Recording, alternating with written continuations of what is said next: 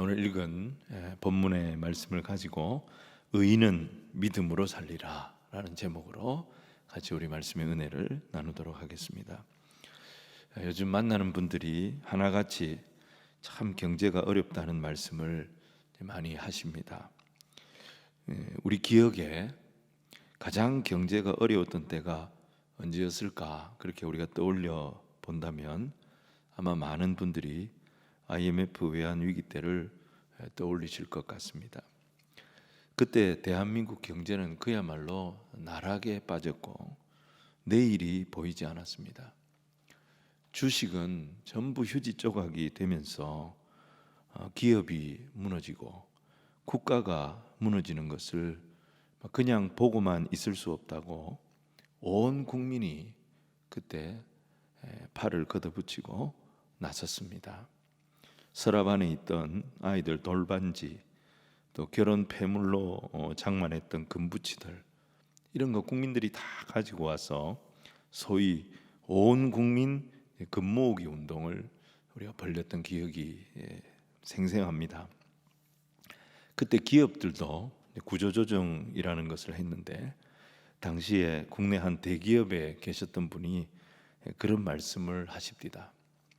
IMF로 구조조정을 해야 되는데 사람들을 명예퇴직을 시켜야 되는데 정리해야 될 직원들 그 명단을 만드는 것이 그렇게 힘들고 어려웠다는 것입니다. 한 마음으로 회사를 한번 일으켜 보려고 그렇게 충성하며 일하던 회사에서 쫓겨났다, 이런 울분과 또 이런 막막함 때문에 내가 앞으로 어떻게 살아야 될지, 우리 가족이 어떻게 될 것인지 그냥 눈물만 흘리면서 그 회사를 떠나가는 그 모습이 그렇게 보기에 안타까웠다고 했습니다. 근데 그 뒤에 그 기업이 공중분해가 돼버렸습니다. 부도가 나면서 회사가 다 이제 쪼개져 버렸습니다. 본인은 퇴직금 한 푼 못 받고 회사 문을 닫게 됐는데 정말 앞이 깜깜했다는 거예요. 구조조정할 때 남은 사람들은 야, 나는 살았다, 전부 다 이제 그렇게 말했는데 쫓겨난 사람들이, 그때 정리됐던 사람들이 울면서 나갔는데 나중에 보니까 오히려 먼저 나간 사람들이 더 부러워지는 그런 날이 오더라는 것입니다. 어떤 선택이 복이고 어떤 선택이 불행인지 사실 우리는 잘 모르고 살아갑니다. 인생은 그렇게 알 수가 없는 것이 우리 인생인 것입니다. 근데 여러분, 우리 인생에 있어서 진짜 최대의 문제는 뭐냐? 이런 변화무쌍한 인생을 살아내는 것도 힘들지만 이 인생 여정을 다 마치고 우리는 다 하나님 앞에 서게 되어 있습니다. 그 하나님 앞에 섰을 때 내 인생이 과연 하나님 앞에 인정되는 인생이 될 것인가? 아니면 하나님께 거절당하는, 거부되는 인생이 될 것인가? 사실 이게 변화무쌍한 인생을 살아가는 것보다 더 큰 문제가 될 수 있는 것입니다. 다른 말로 한다면 내가 정말 구원을 얻을 수 있는가? 여러분, 이 고민 앞에, 이 질문 앞에 제일 큰 걸림돌, 장애물이 되는 것이 뭐냐? 죄의 문제입니다. 인생은 이 죄의 문제를 해결하기 위해서 결국 두 가지 길을 선택할 수밖에 없다. 성경은 그렇게 말씀하십니다. 하나는 뭐냐? 율법으로 해결하는 거예요. 또 하나는 뭐냐? 하나님의 은혜를 믿는 믿음으로 해결하는 거예요. 결국 우리 인생은 둘 중에 하나를 선택하는 겁니다. 오늘 본문은 이 두 선택, 이 두 가지 길의 결과가 어떠한가 하는 것을 보여주는 말씀이 됩니다. 자, 오늘 첫 번째, 구원의 길, 인간의 방법입니다. 다 같이 10절을 한번 같이 읽도록 하겠습니다. 10절 시작. 무릇 율법 행위에 속한 자들은 저주 아래에 있나니 기록된 바 누구든지 율법책에 기록된 대로 온갖 일을 항상 행하지 아니하는 자는 저주 아래에 있는 자라 하였음이라. 아멘. 여러분, 사람들이 이 죄 문제를 해결하기 위해서, 나의 구원을 위해서 제일 먼저 선택할 수 있는 방법이 뭐냐? 율법을 지키는 거예요. 선을 행하는 겁니다. 그래서 율법을 지키고 선을 행해서 스스로 하나님 앞에 설 수 있는 자격을 만드는 것입니다. 이것이 사실 모든 지상 종교의 요구이기도 합니다. 자격을 자기가 만드는 거예요. 하나님 앞에 설 수 있는 자격을 갖추는 거예요. 선을 행하고 율법을 지키고. 그런데 이런 사람을 향해서 성경이 뭐라고 말하느냐? 무릇 율법 행위에 속한 자들은 저주 아래에 있나니. 아니, 여러분, 율법을 잘 지키고 율법을 지키려고 애를 쓰고 그렇게 율법을 지켜보려고 수고하고 노력하고 힘을 다한 그런 사람이 저주 아래에 있다니요. 아니, 그게 무슨 말입니까? 여러분, 이 말씀은 이 세상 어느 누구도 이 율법의 요구를 완전하게 지켜낼 수 있는 사람이 없다는 말씀입니다. 우리들은 십계명을 잘 압니다. 하나님의 계명 가운데 가장 큰 계명입니다. 우리가 꼭 지켜야 할 10개의 계명을 하나님께서 우리에게 주셨습니다. 내 앞에 다른 신을 두지 마라. 우상을 만들지 마라. 여호와의 이름을 망령되이 일컫지 마라. 안식일을 기억하여 거룩하게 지켜라. 네 부모를 공경해라. 살인하지 마라. 간음하지 마라. 도적질하지 마라. 거짓 증거하지 마라. 이웃을 해하거나 이웃의 것을 탐내지 마라. 여러분, 이 10가지 계명, 이게 십계명입니다. 근데 우리 가운데 나는 이 계명들을 완전히 다 지켰습니다, 이렇게 말할 수 있는 사람이 있느냐는 것입니다. 하나님, 아니 그걸 사람이 어떻게 다 지킵니까? 그거 당연히 못 지키죠. 근데 하나님, 우리가 그 율법의 조문들을요, 그 십계명의 한 계명 한 계명을 다 지켜보려고 열심을 다했다면, 아니 설령 다 못 지켰다 하더라도 우리 인생들이 그 계명을 한번 열심히 지켜보려고 최선을 다했다면 그것도 귀한 거 아닙니까? 맞습니다. 그렇게 수고하고 애를 쓴 거 정말 귀한 거죠.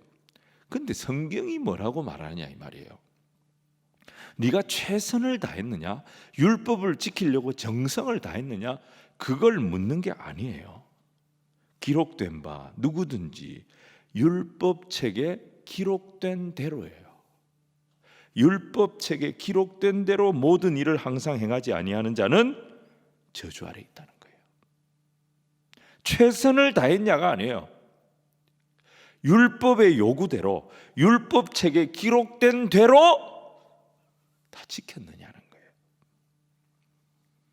아니, 제가 지금은 조금 사람이 좀 허술해져 가지고 지금은 좀 이렇습니다만은 왕년에, 하나님 제가 왕년에 정말 제가 이거 잘 지키고 살았을 때가 있었습니다.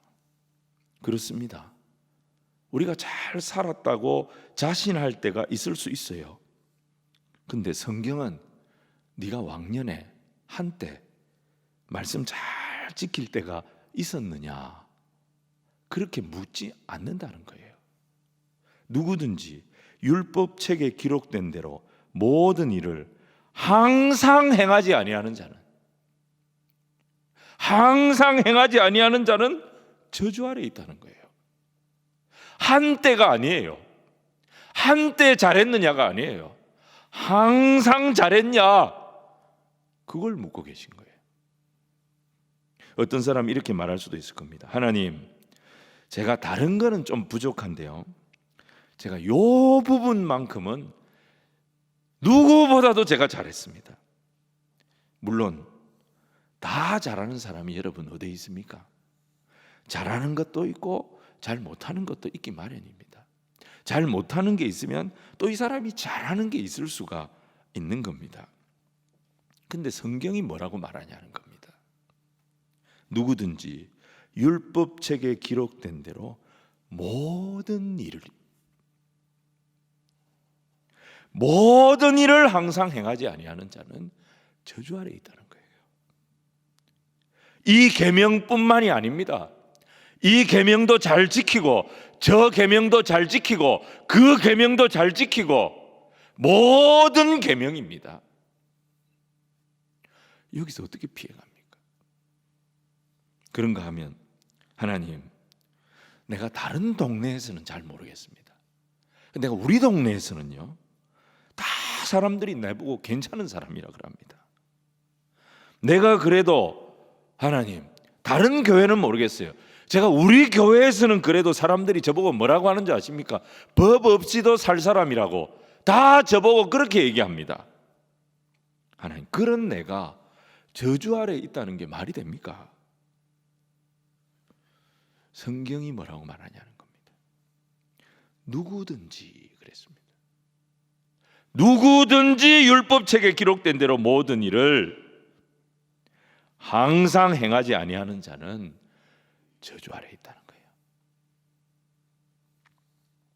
그 사람에 대한 평판이 좋은 평판이든 좋지 않은 평판이든 그게 중요한 게 아니라는 거예요. 사람들이 그 사람을 뭐라고 봐주느냐, 그게 중요한 게 아니라는 거예요. 누구든지입니다.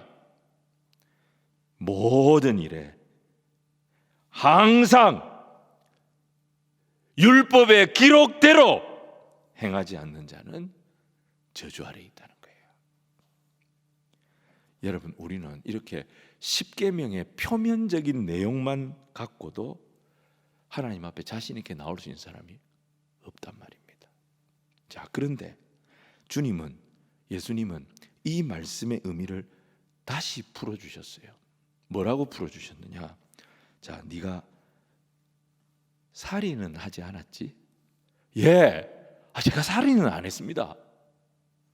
근데 말이야, 네가 마음으로 사람을 미워하고 네가 마음으로 만약에 사람을 살인했다면 그거 이미 살인한 거다. 너 간음은 안 했지? 예, 저 간음은 안 했습니다. 근데 말이야, 여인을 보고 음욕을 품었다면 너는 이미 마음으로 간음한 거다. 여러분, 피해갈 길이 없는 거예요. 우리가 피해갈 길이 없는 거예요. 율법으로 피해갈 길이 없는 거예요. 그렇기 때문에 누구든지 율법을 지켜서 하나님 앞에 내가 설 수 있는 자격을 만들어 보겠다, 그건 불가능합니다. 자, 11절에 이렇게 말합니다. 또 하나님 앞에서 아무도 율법으로 말미암아 어렵게 되지 못할 것이 분명하니 그랬습니다. 분명한 것이 뭐냐? 하나님 앞에 의롭다 인정함을 받기 위해서는 아무리 율법을 지키려고 해도, 아무리 율법의 요구를 충족시키려고 해도 우리의 능력으로는 그 요구에, 그 수준에 이를 수가 없다는 것입니다. 이 방법은, 율법으로 하나님 앞에 설 자격을 만들어 보겠다, 이 방법은 결국 우리의 민낯을 보여줄 뿐이고 우리의 한계를 보여줄 뿐이라는 것입니다. 이 방법으로는요, 절망입니다. 통과할 사람이 없어요. 오늘 말씀 10절에 율법의 행위에 속한 자들은 저주 아래 있나니, 바로 이 말씀의 의미가 이런 의미인 것입니다. 피할 수가 없다는 거예요. 여러분, 천국은 완전한 곳입니다. 하나님은 완전하신 분이십니다. 하나님의 나라는 완전한 자에게만 허락되는 완전한 나라입니다.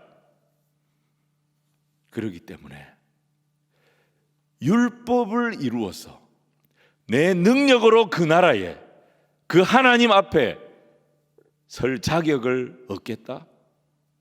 여러분, 그것은 길이 없습니다. 절망할 수밖에 없어요. 자, 오늘 두 번째, 구원의 길, 하나님의 해법입니다. 여러분, 이런 절망할 수밖에 없는 인생을 향해서 하나님이 길을 주십니다. 그 하나님이 허락해 주신 길이 뭐냐? 십자가입니다.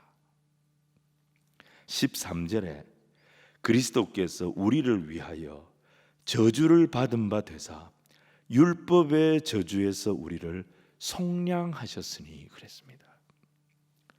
여러분, 아무도 자기의 삶을 벗어나지를 못합니다. 근데 그리스도께서 우리를 위해 저주를 받으시고 율법의 저주에서 우리를 뭐 해주셨느냐? 속량해 주셨다는 거예요. 이 속량이라는 말, 대속, 대신 값을 치르시고 우리를 그 저주로부터 해방시켜 주셨다는 거예요.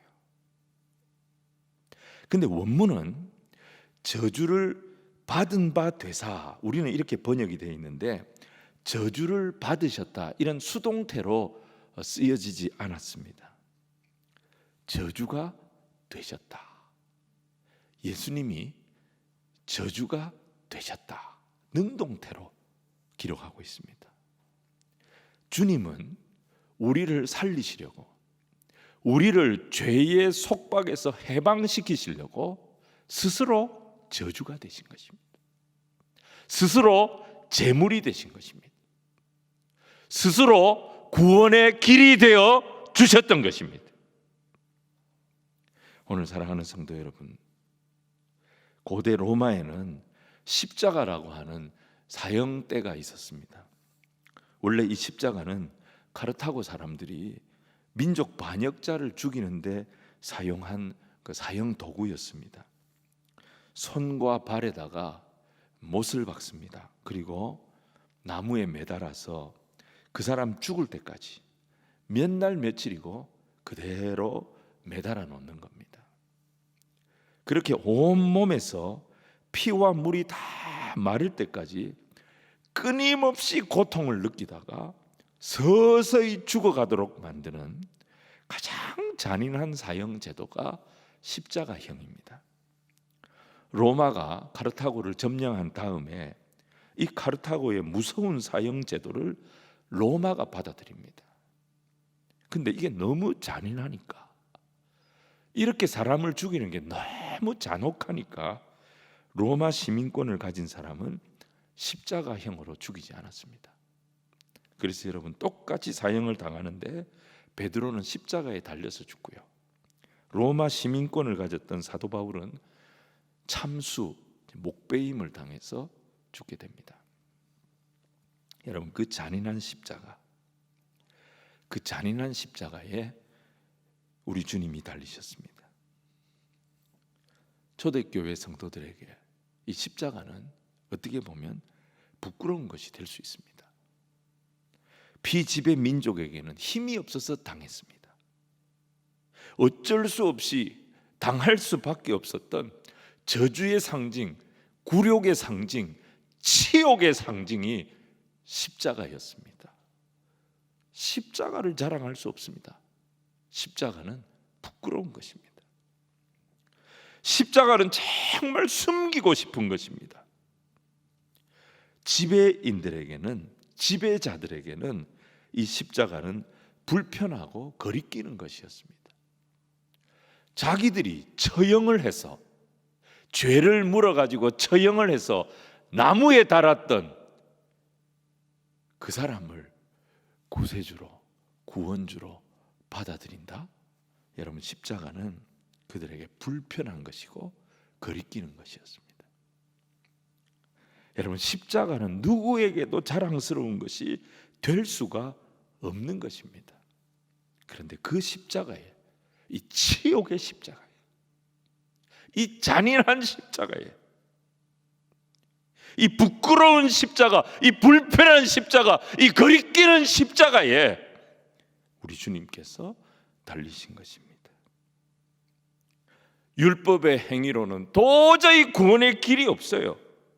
몸부림치면 몸부림칠수록 더 절망할 수밖에 없는 그런 우리 인생들의 죄를 주님께서 십자가에서 다 해결하셨다는 겁니다. 누구든지 이 십자가를 내 죄를 씻는 하나님의 은혜의 상징으로 받아들이기만 하면, 믿기만 하면 모든 저주는 예수 그리스도께로 옮겨가는 것입니다. 아니, 십자가에서 내 죄를 예수님이 해결했다고? 난 아무것도 안 했는데. 야, 그게 말이 되냐? 내가 선을 행해야, 내가 뭔가를 해야 그게 내 구원이 되지. 여러분, 이게 내 방법을 믿겠다는 거예요. 이게 내 의를 믿겠다는 거예요. 나를 믿은 결론이 뭐라 그랬습니까? 절망이었습니다. 구원에 이룰 수 있는 사람이 아무도 없다 그랬습니다. 마치 늪에 빠진 사람이 살아보려고 움직이면 움직일수록 그 늪에 깊은 곳으로 더 깊이 빠져들어가는 것과 같은 이치인 것입니다. 여러분, 우리 인간이 똑똑한 것 같고 강한 것 같지만 너무너무 약합니다. 아침에 일어나도 유쾌함이 없고 저녁에 잠자리에 들어도 평안함이 없습니다. 유혹이 오면 그렇게 쉽게 넘어가고 시련이 오면 그렇게 쉽게 자빠지고 살면서 내 인생을 예측할 수 없어서 늘 전전긍긍하고 조금만 일이 되는 것 같으면 교만하고 조금만 일이 안 되는 것 같으면 절망하고 항상 두려움 속에 살아가면서 내일 무슨 일이 있을까 한치 앞을 알지 못하고 살아가는 연약한 자 중에 연약한 자가 우리 인생이에요. 그래서 사도 바울이 뭐라고 외쳤습니까? 오호라, 나는 곤고한 자로라. 이 사망의 몸에서 누가 나를 건져내랴. 도저히 감당할 수 없는 이 죄의 짐을, 죄의 싹슨 사망인데 피해갈 수 없는 이 사망의 죄책에서 누가 나를 건져낼 수 있느냐.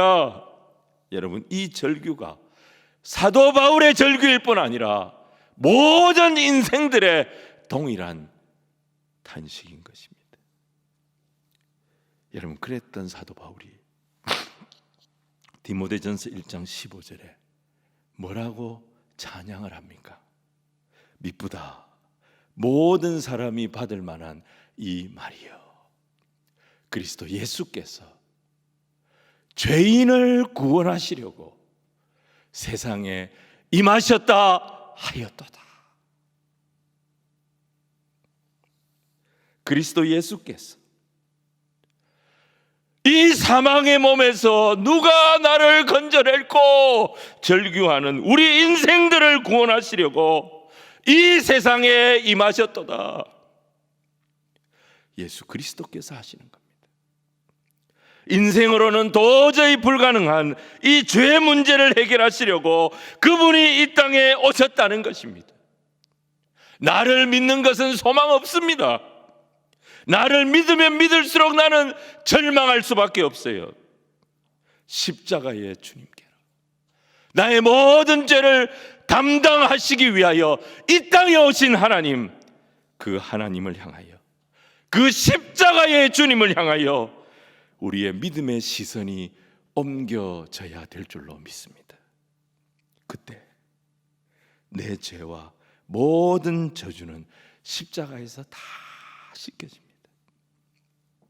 그리고 나는 예수 그리스도라고 하는 의의 옷을 입게 됩니다. 내가 그리스도 예수라고 하는 의의 옷을 입으면 하나님도 천사도 다 나를 예수 그리스도로 봅니다. 그리스도의 의가 내 의가 됩니다. 그리스도의 의가 나에게 전가됩니다. 그리스도의 의가 내게 전가되면서 나는 비로소 하나님 앞에 설 수 있는 자격을 얻게 됩니다. 그 순간 하나님과 나 사이를 가로막던 죄의 모든 장벽, 내가 도저히 넘을 수 없었던 그 무서운 죄의 장벽이 다 무너지면서 하나님과 우리 사이에 아름다운 사귐이 회복되기 시작합니다. 그리고 나는 그 하나님을 아바 아버지, 아바 아버지 이렇게 부를 수 있는 자녀의 권세가 생기는 겁니다. 아버지, 내가 부르면 언제든지 달려오시는 천지를 창조하시고 이 세상 우주 만물을 주관하시는 전능하신 하나님, 그분을 내 아버지로 부를 수 있고 모시고 함께 살 수 있는 특권이 주어지는 것입니다. 사랑하는 성도 여러분, 십자가는 나를 위한 하나님의 선물입니다. 그 십자가를 오늘도 바라보는 저와 여러분이 되기를 주님 이름으로 축원을 드립니다. 나의 죄를 보지 마시고, 나의 연약함을 보지 마시고, 내 문제를 보지 마시고, 내 죄를, 내 문제를, 내 연약함을 다 십자가에서 해결해 주신 그 주님의 십자가를 오늘도 바라보는 저와 여러분이 되어야 될 줄 믿습니다. 그 십자가를 바라볼 때 여러분, 그 안에 내 구원이 있습니다. 내 힘으로 아무리 노력해도 이룰 수 없었던 그 구원의 영광에 이르는 길이 그 안에 있습니다. 그 안에 내 생명이 있습니다. 더 이상 사망의 종노릇하지 않는 영원한 생명이 그 안에 있습니다. 그 안에 내 인생의 마지막 영광의 모습, 영원한 새하늘과 새 땅에 하나님과 함께 영생 복락을 누릴 영원한 영광을 우리는 그 안에서 보게 되는 것입니다. 여러분, 이게 복음이에요. 이게 우리에게 복음이에요. 내가 애쓰고 내가 수고해서 얻을 수 있는 그건 복음 아닙니다. 나는 아무것도 한 게 없어요. 하려고 하면 절망이에요. 하려고 하면 다 막혀 있어요. 근데 그리스도께서 오셨어요. 친히 십자가에서 하나님이신 그리스도께서 나를 위하여, 내 죄를 해결하기 위하여 친히 저주가 되셨어요. 하나님께서 그리스도 안에서 내 모든 죄책을 다 해결해 주셨습니다. 하나님이 하신 그 놀라운 일을 내가 믿으면 성령 하나님께서 내 마음에다가 도장을 탁 찍어주십니다. 영접하는 자, 곧 그 이름을 믿는 자에게는 하나님의 자녀가 되는 권세를 주셨으니, 하나님의 자녀라는 사실을 성령께서 증거해 주십니다. 그래서 오직 의인은 믿음으로 사는 거예요. 율법으로 사는 게 아니고 믿음으로 사는 겁니다. 구원은 내 열심 아닙니다. 내 죄의 모든 저주를 하나님이 해결하셨어요. 예수님께서 십자가에서 다 담당하셨어요. 성령님이 그걸 계속 얘기해 주고 계세요. 이 하나님의 열심, 하나님의 완전하심, 하나님의 선하심, 그 은혜이신, 그 사랑이신 예수 그리스도의 십자가라고 하는 이 놀라운 선물, 여러분, 이 십자가를 믿는 믿음 위에 우리의 구원이 있음을 기억하시기를 바랍니다. 이제 우리는요, 저주와 아무 상관없는 자가 된 거예요. 그러므로 이제 그리스도 예수 안에 있는 자에게는 결코 정죄함이 없나니, 이는 그리스도 예수 안에 있는 생명의 성령의 법이 죄와 사망의 법에서 너를 해방하였음이니라. 아멘. 사랑하는 성도 여러분, 율법으로 도저히 할 수 없는 그 일을 하나님이 하셨다니까요. 율법으로서 내가 도저히 해낼 수 없는 그 일을 예수께서 십자가에서 다 담당하심으로 우리 한 사람 한 사람이 하나님 앞에 당당하게 설 수 있는 그 자격을 우리 각자에게, 믿는 자에게 선물로 주셨다는 것입니다. 자, 오늘 세 번째, 구원의 길. 그러면 우리는 어떻게 살 것인가 하는 것입니다.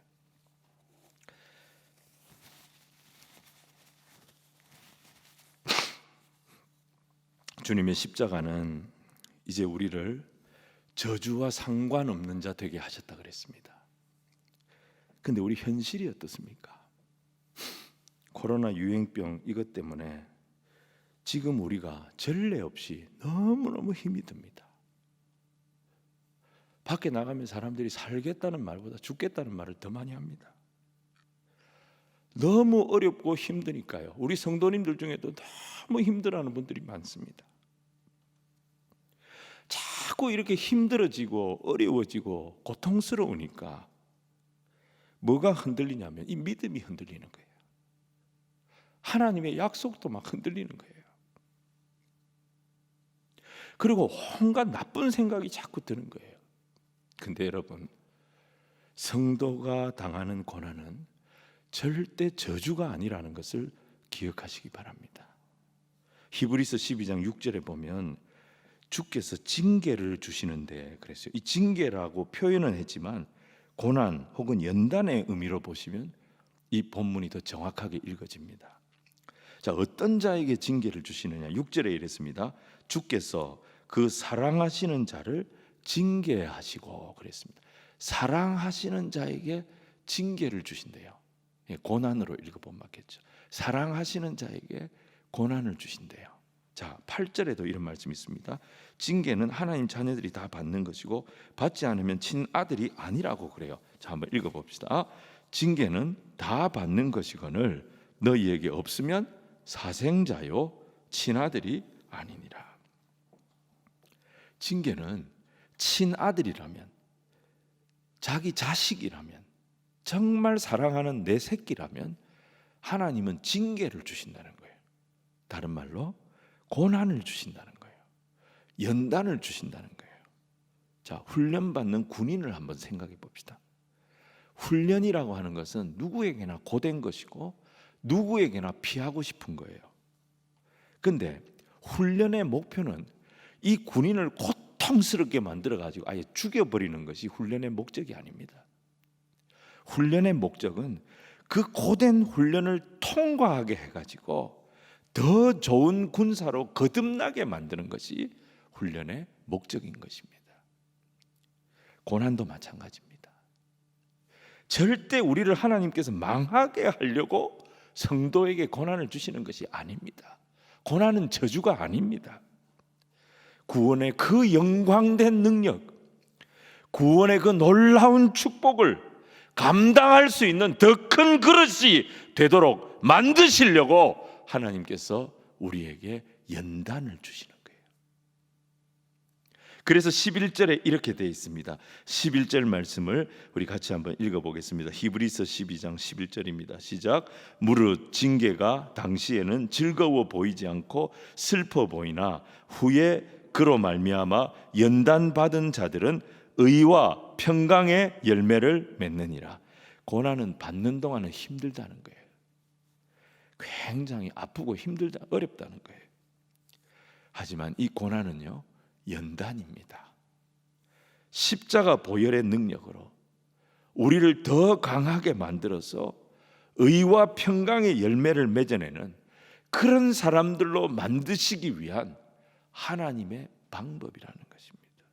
여러분, 인생이 고통 없이 크고 아름다운 인생이 되는 것을 보신 적이 있습니까? 아름다운 인생에는 고통이 따릅니다. 큰 인생이 되려면 수고가 따르기 마련입니다. 징계는 다시 말씀드립니다, 절대 저주 아닙니다. 저주가 아니기 때문에 아파도 견딜 수가 있는 거예요. 손해가 나도 우리가 참을 수가 있는 거예요. 실패가 와도 괜찮습니다. 왜냐하면 우리는 분명히 다시 일어날 것이기 때문에 그렇습니다. 사람이 나를 어떻게 하지 못합니다. 천만인이 나를 애워싸 진친다 하여도 나는 두려워하지 아니하리이다. 이 다윗의 고백을 기억하시기를 바랍니다. 세상이 우리를 절대 넘어뜨리지 못합니다. 왜냐? 내 저주는 이미 예수 십자가에서 다 해결이 된 백성이 저와 여러분이고, 우리는 새로운 피조물이 되었으며 우리가 이 땅에서 겪는 모든 일은 합력하여 선을 이룰 것을 우리가 확신하기 때문인 것입니다. 그러므로 여러분, 고난 가운데 있어도 포기하거나 절망하거나 낙심하거나 흔들리지 마시기 바랍니다. 오늘 갈라디아서 3장 14절, 우리가 오늘 읽은 본문 마지막 절이죠. 그리스도께서 우리를 위하여 친히 저주가 되신 이유가 뭔지를 설명을 하고 있습니다. 같이 한번 읽겠습니다. 시작. 이는 그리스도 예수 안에서 아브라함의 복이 이방인에게 미치게 하고 또 우리로 하여금 믿음으로 말미암아 성령의 약속을 받게 하려 함이라. 두 가지를 말씀합니다. 그리스도께서 우리를 위하여 십자가를 담당해 주신 그 이유가 뭐냐? 우리에게는 두 가지 목적이 있다는 거예요. 하나는 뭐냐? 하나님 우리를 축복의 통로로 쓰신다는 거예요. 하나님 우리를 구원하시고 하나님 우리에게 은혜 주신 것은 이 목표가 있어요. 하나님 우리를 반드시 하나님의 축복을 전달할 은혜의 통로, 축복의 통로로 우리를 쓰시려고 구원하셨다는 거예요. 또 하나는 성령의 능력을 주셔서 세상을 이기게 하신다는 거예요. 하나님 자녀들에게 성령의 능력을 주셔서 아무리 힘들고 어려운 인생의 고비가 있어도 이기고 나갈 수 있도록 하나님 도와주시려고 우리를 구원하셨다는 거예요. 세상은 우리를 계속 저주 속에 가두려고 합니다. 그래서 두려움으로 우리를 공격합니다. 근데 여러분, 우린 두려워할 필요가 없습니다. 이미 우리는 저주의 권세로부터 속량함을 받았습니다. 우리에게는 뭐가 있어요? 성령의 능력이 있습니다. 성령의 능력이 부어지고 있음을 믿으시기를 바랍니다. 그래서 더 약속의 말씀을 의지해야 합니다. 더 성령의 충만을 간구해야 합니다. 더 사랑하고 더 희생하고 더 위로하고. 여러분, 우리는 육신의 방법으로 세상과 싸워서는 안 됩니다. 세상을 녹여야 합니다. 이 갈라지고 틀어지고 서로 원망하고 서로 마음에 칼을 겨누는 이 세상 속에 들어가서 이 세상을 녹여내는 그리스도의 십자가의 사랑, 성령의 능력으로 이 세상을 하나님 앞으로 인도해낼 수 있는 하나님의 전권 대사들이 저와 여러분임을 잊지 말아야 하는 것입니다. 여러분, 이 모든 힘의 근원이 예수 십자가에서 나옵니다. 이 어려운 때에 우리의 믿음의 눈을 더 높이 들어서 십자가의 주님을 바라보는 우리 귀한 성도들이 다 되시기를 주님 이름으로 축원을 드립니다. 힘과 능력은 내한테서 나오는 게 아니에요. 그분께 있습니다. 여러분, 우리는 천국 가서도 찬양할 백성들입니다. 오늘 찬양하셨는데 우린 천국 가서도 찬양할 백성들이에요. 24장로들이 하나님 앞에 보좌 앞에서 뭐라고 찬양합니까? 죽임 당하신 어린 양, 능력과 부와 지혜와 존귀와 힘과 영광이 다 주께 있습니다. 여러분, 우리는 천국 가서도 이 찬양을 해야 할 백성들입니다.